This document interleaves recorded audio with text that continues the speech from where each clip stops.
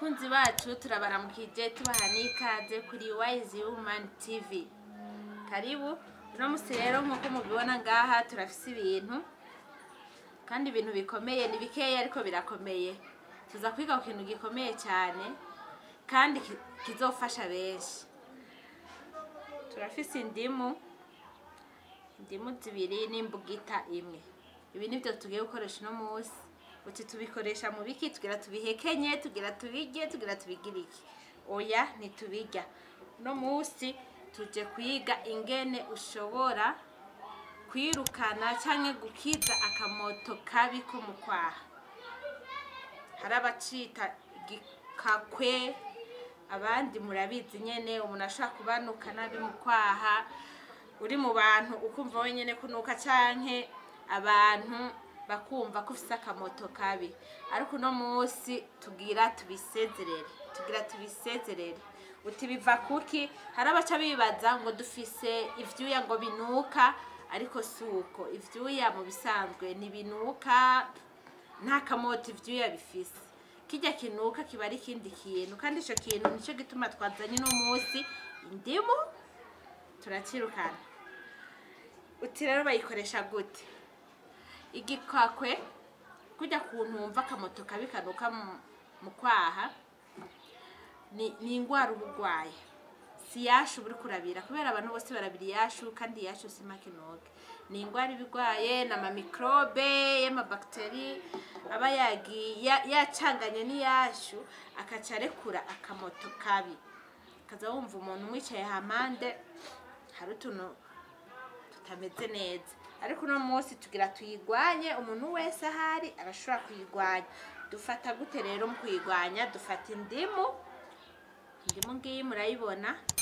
Indimu turayisatura gutya. Mayibonye indimu twayisatuyemo kabiri. Iyi ndimu rero ingene tusha tuyikoresha canke turashobora kuyongera kandi tukayisaturamo inshuro 4.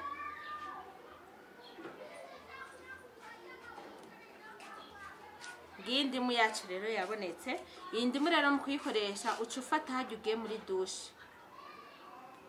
muri dushe, ugagenda utwaye indimu nka kurya utwara isabuni n'amazi ukibangikanya n'indimu.